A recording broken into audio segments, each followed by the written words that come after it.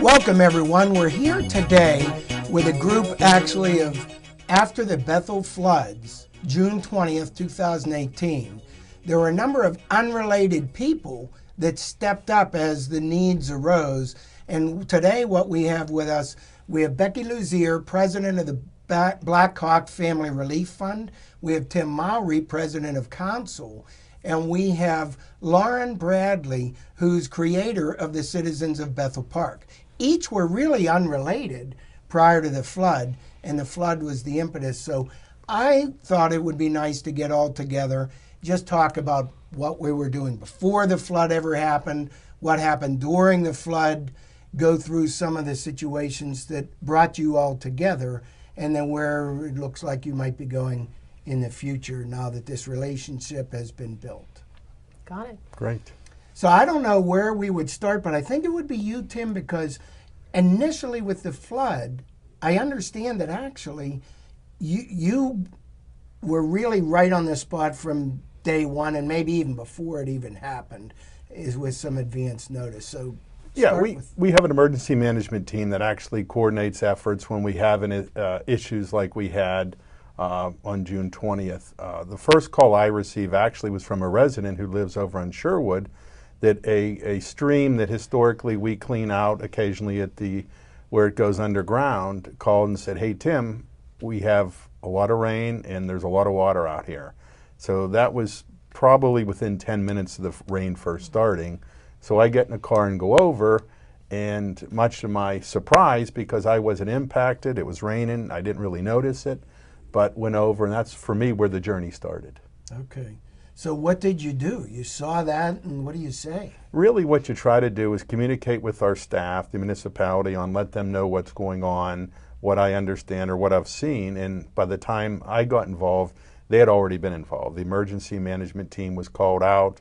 They were based at the fire department, so they were already developing a strategy based on the plan that they had in place. So I was kind of notified by a resident, but by the time I got there, the emergency management staff was already in place and starting to do a lot of the things that they do. The fire department had been called out, the police had been called out, our public works people have been called out, and really just trying to monitor where the issues are, block any roads, or any people that there were safety issues.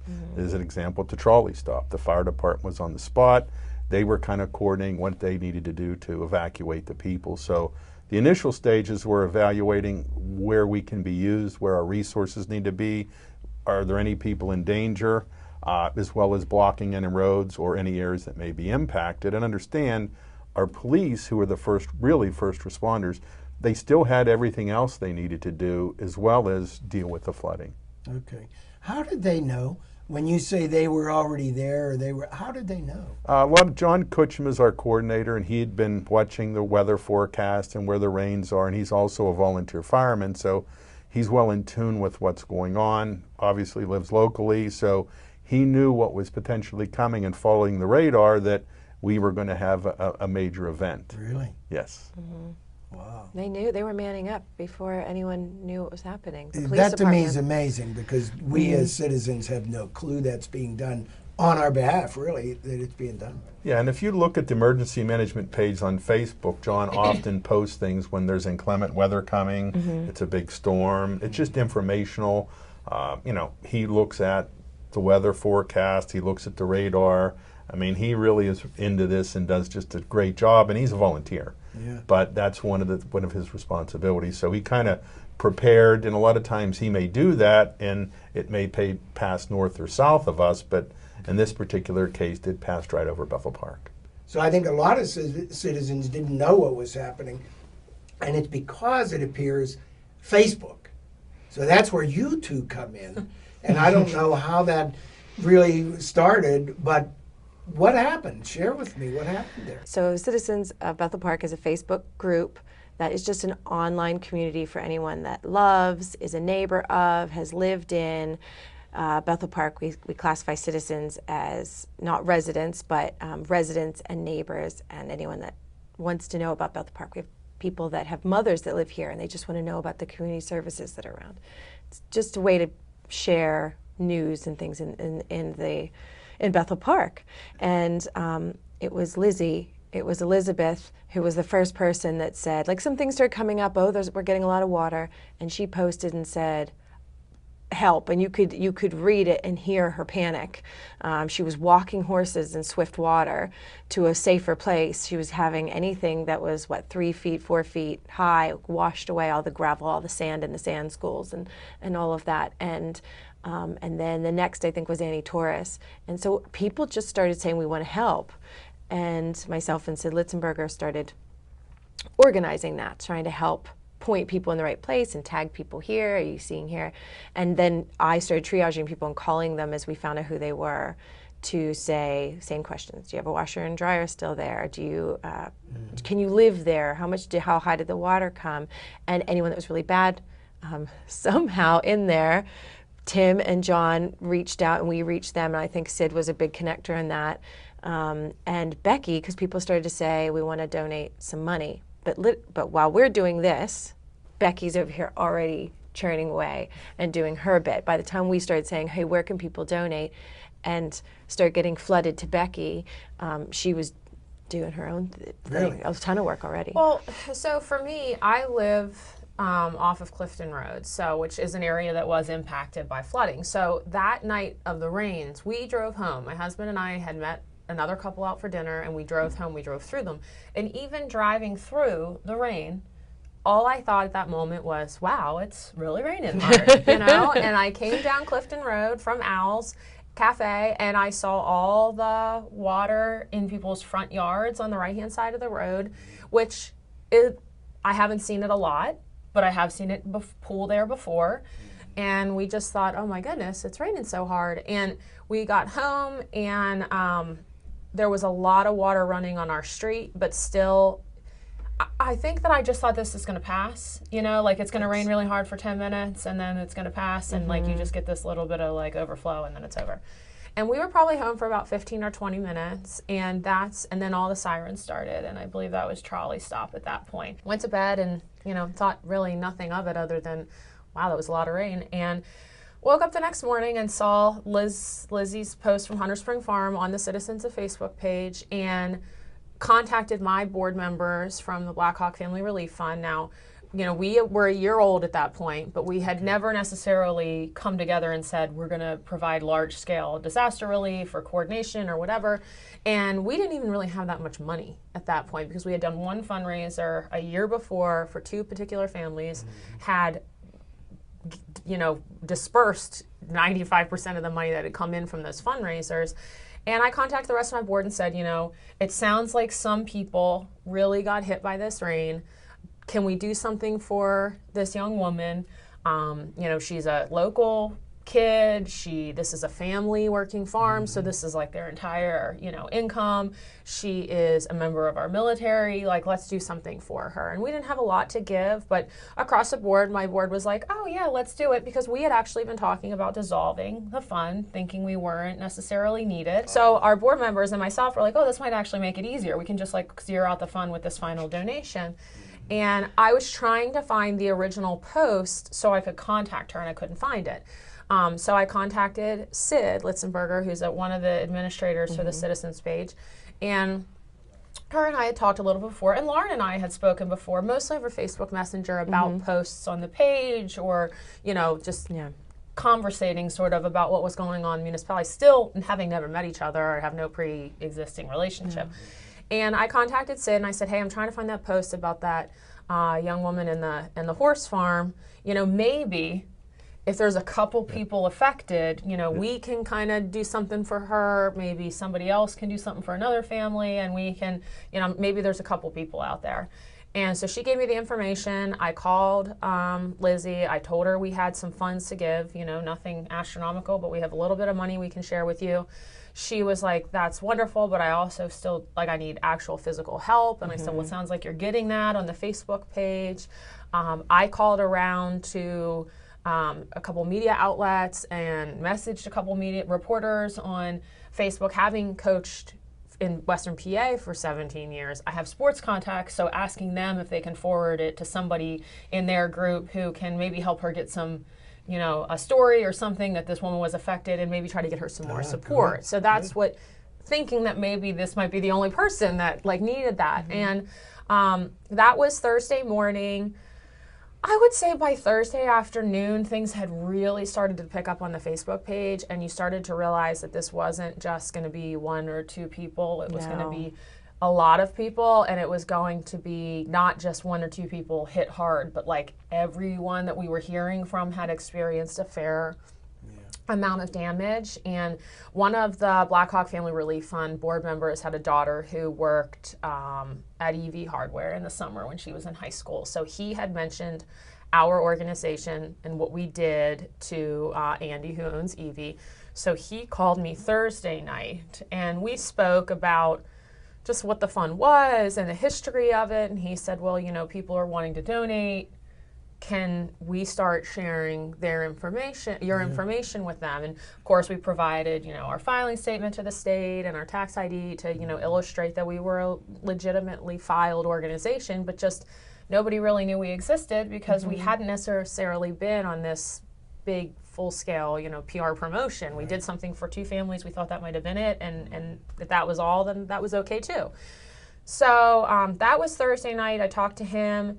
And then by Friday night, Sid had put Tim, and I think we spoke at like 10 o'clock or something very we were late. talking, I mean, I don't know what time it was there, but it was always 2 late. o'clock in the morning. Yeah, 2 for me, 2, 3 in the morning for me. Yeah, it was always late because, are you around? Yeah, I'm around. Let's call. Oh no, my husband came upstairs to bed because I was in bed, not asleep, but like in bed, and he came in, I'm on the phone, and he can tell that it's a much more official conversation than just like me talking to my dad or like one of my girlfriends, you know, and he's like, who are you talking to? It's like 10:30. Well, that was the council president.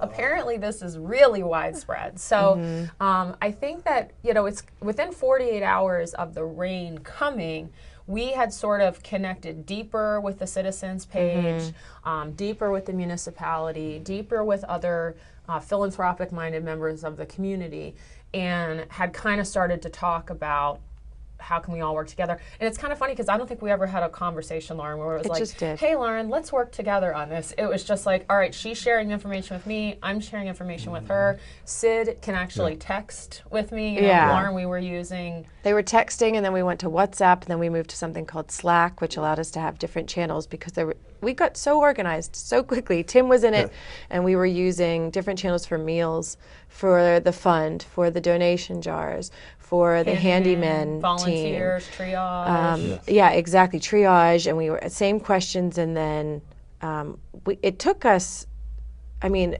by a week you would think most people were cleaned up, and they really weren't. People that could help themselves were cleaned up, or were organized enough to say, or humble enough to say, I need help. And we had so many people wanting help, we often still have a hard time lining them up, because if people are ready, like a church group's ready to help now, the family might not be ready. But it was hard to turn people away because we had so many people wanting to help in the beginning. But we, in the background, got very organized very quickly, especially like the humanitarian effort. And I would triage. Becky would look into gift cards. Sid would look into volunteers with Amy Morrow, Lorraine, and Belinda would do meals.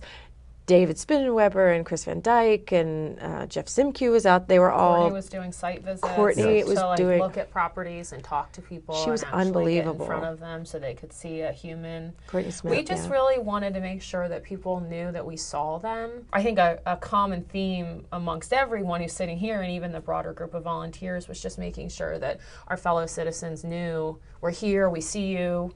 I can't fix it by myself, but like maybe we can get 10 other people who can help you fix it.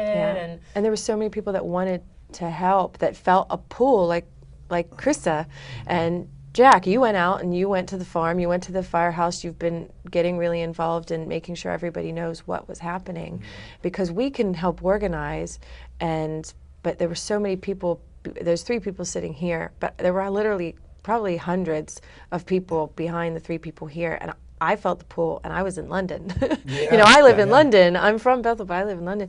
And because you couldn't turn away from it because it was so massive. And we probably helped, I think 50 to 70 plus homes. Different properties that we interacted with in some capacity, Personally. whether that was providing volunteers, providing gift card or monetary support, providing meals, laundry. And I think that was Laundry, really that's right. amazing how so many people just said, like, this is what my skill set is, or this is What- what I'm what can I able do to to do, help? or what I can bring to the table. My background's been in management for 10 years. So me, like communication, organizing, creative problem solving, I've got that. Now, I'm only one person, so like I can lift a shovel, but it's one shovel. But we found a lot of people who said, oh, like We I've could got pluck all- from a pool. Yeah. There literally was a pool where you. I'm willing to work. I'll do labor. Yeah. You know, me Yeah. and my 4 friends are coming for labor. Okay. And then we had women who were saying, older women too, who were saying, members of our senior citizen community, which were so vital during this. Yes. Because they realized that they couldn't necessarily go lift shovels. Right. But I had one woman call me out of the blue. I don't even know how she got like my actual cell phone number, but she just called and she said, I can't physically go out and dig out basements, but I make a mean rigatoni and meatball.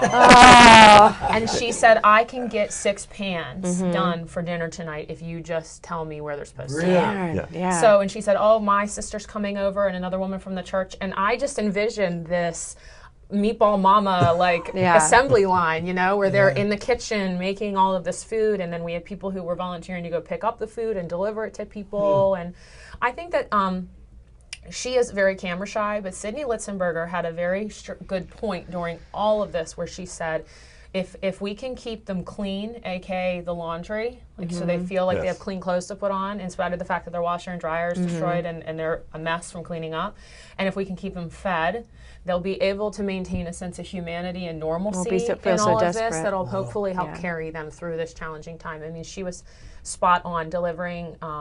Lorraine was saying, like, taking the sandwiches and stuff to people. Yeah. They were looking at her like she was bringing literally the solution, but in reality, it was Danielle just like said a that. hot sandwich, you know. For They said right the people now. could have cried being handed food. And then when we found it wasn't just flooding. That we found personal issues, problems in homes that prevented there being cleanup much further out and beyond, you know, these meals being delivered. People were reporting that back to us because they were able to go out into all these homes, and then if they reported something's still not right there or they're not getting cleanup, then we would just bounce right back to Tim and say, and he would get many more agencies involved for us because we.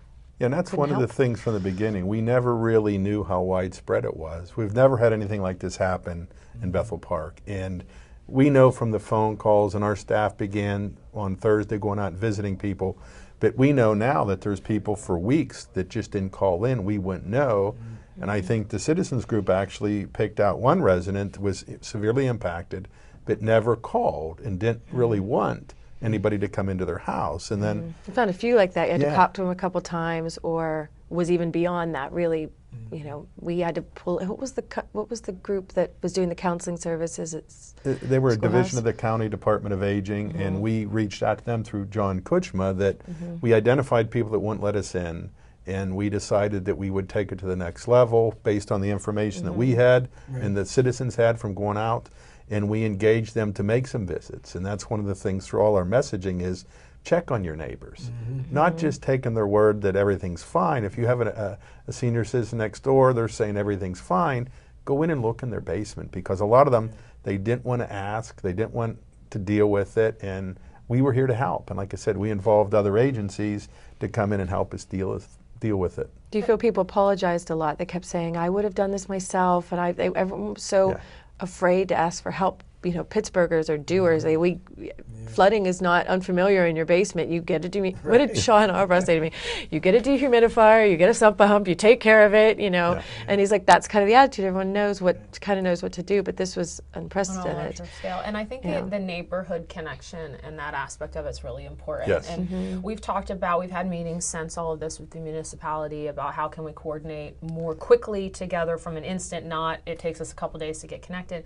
And I think for us from the fund standpoint, I think that neighborhood piece can be so vital because it is can be unnerving to have unknown people, strangers, coming into your house, even if they're vouched for, even if you know who they are technically. Oh, yeah. It can be, you Or know, calling from scary London. or strange. Is this Yeah, person calling real? from Yeah. London. Strange area code. Why is this in Ohio and then a London area London's code? calling. Yeah. It can be hard to have those people to come in.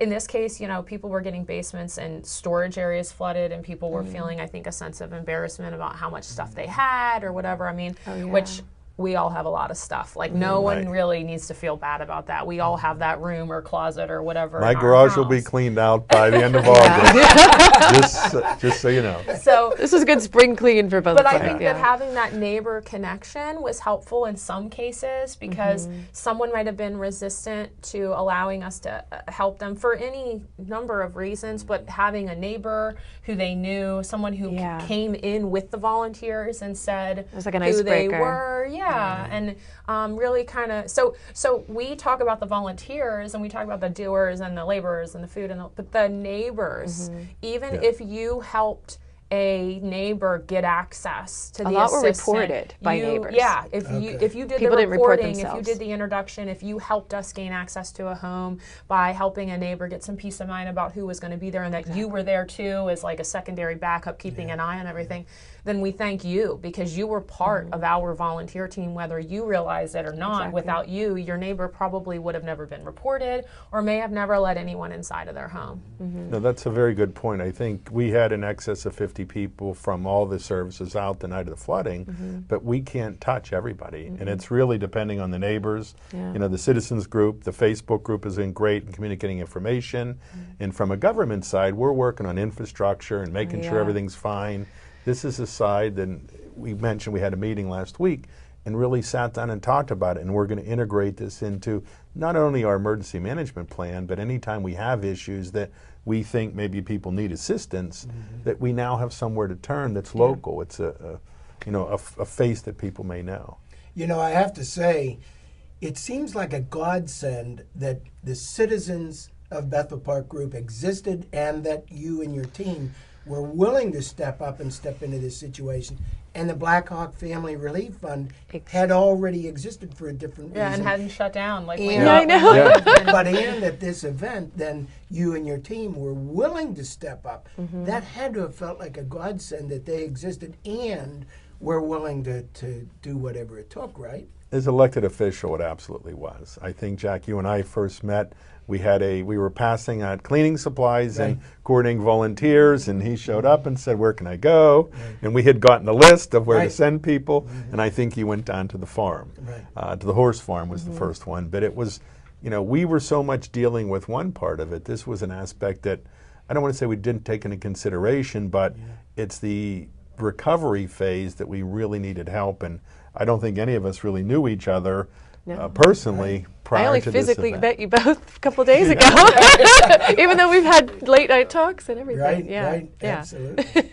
No, it's truly amazing how the community has come together, not just these groups, but the citizens, whether they're donating money, their time, checking on neighbors. And, you know, I don't want to say I was surprised because I've lived here all my life. And the one thing I always say about Bethel Park, the good thing is people get involved, and the bad thing, people get involved. But, you know, everybody is really willing to reach out, help. Sometimes you have to ask, sometimes you don't. And I think it was a learning experience for me.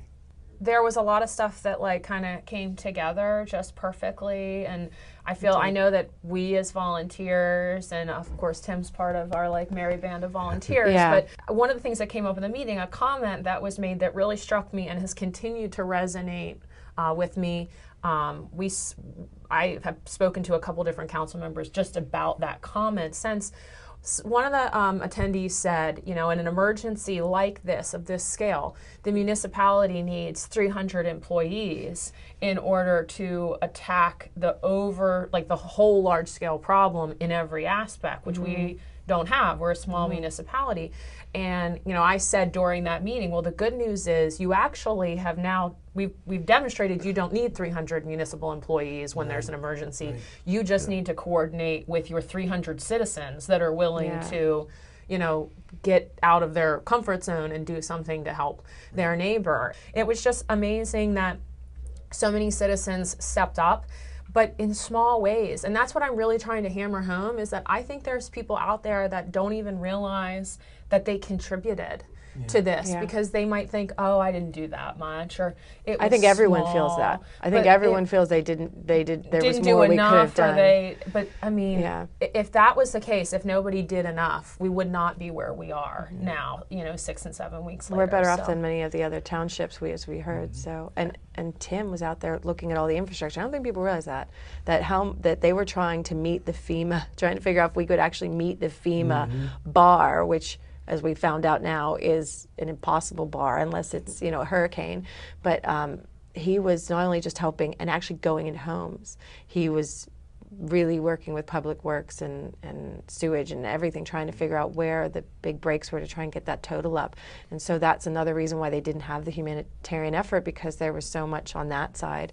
We were able to work together governmentally at that point, and the humanitarian effort can't make sure that the sewage plant stays running. So we need the infrastructure support, from our municipality. No, and that's the thing. Now we're weeks 6, 7 weeks past. We're going to probably be another 2-3 months of continuing to fix some of the things.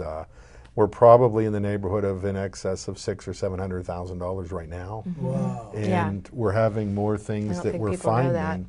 We're paving roads and then trying to get contractors. It's not always the best time right now, but it's things we're working on. We're areas that flood over and over again. What's going on there? How do you fix it?